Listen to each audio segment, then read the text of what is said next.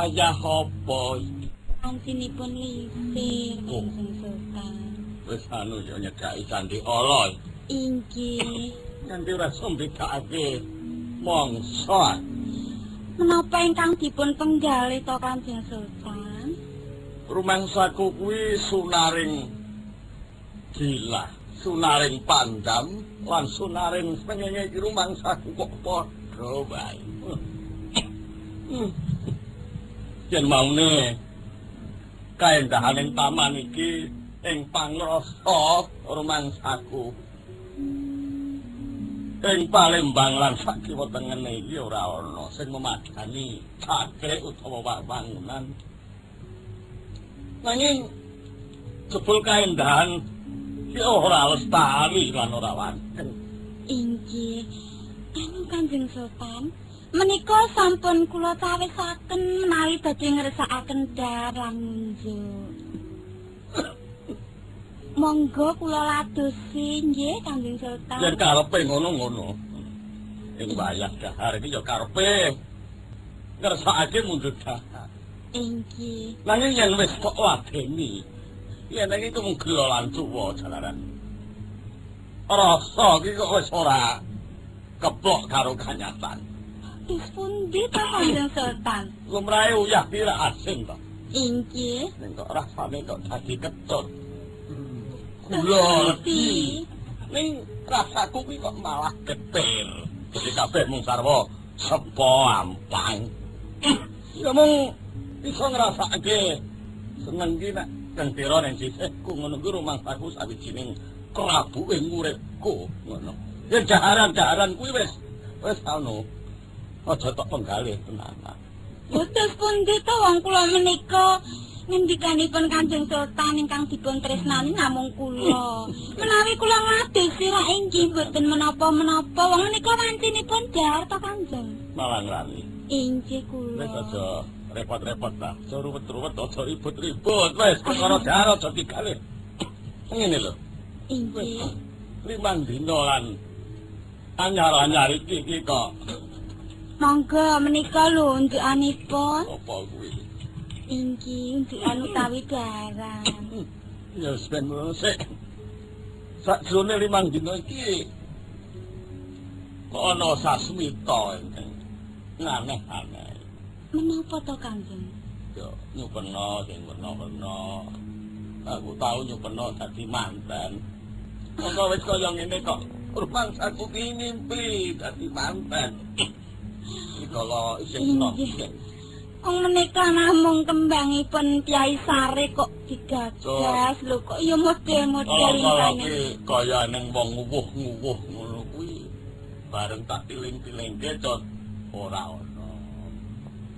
Ucul daneng mak dregegeg ning ngarepan ngono kuwi rumangsaku kaya swargi Rama kang wis Oh, inggih Kanjeng Sultan.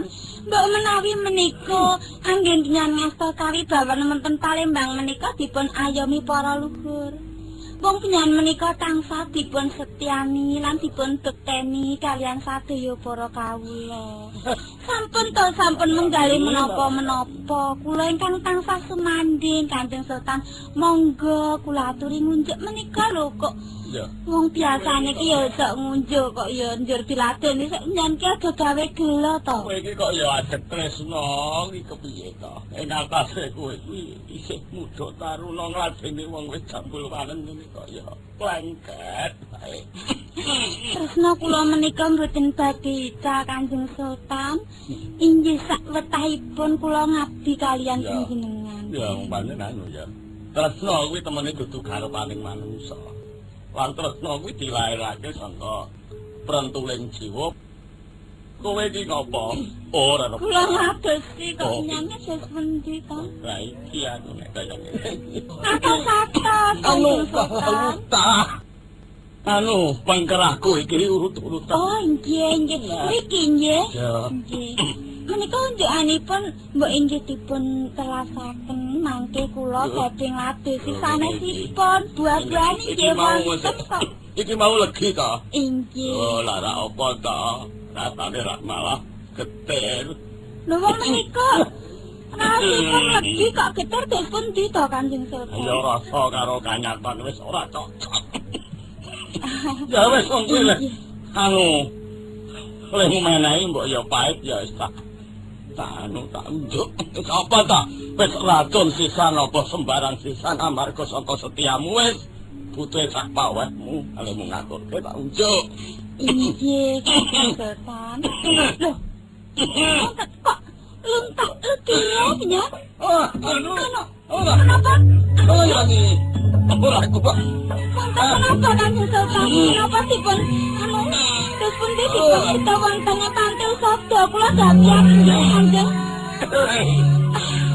Kanjeng Sultan apa panjenengan muntar dira menika dipun di Kanjeng Sultan. Aku.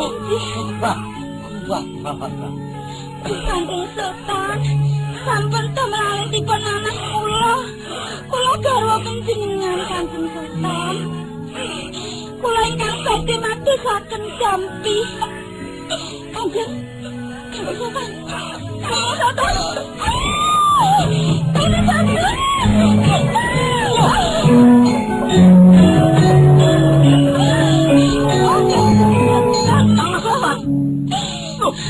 Terus pundi kanggo menika?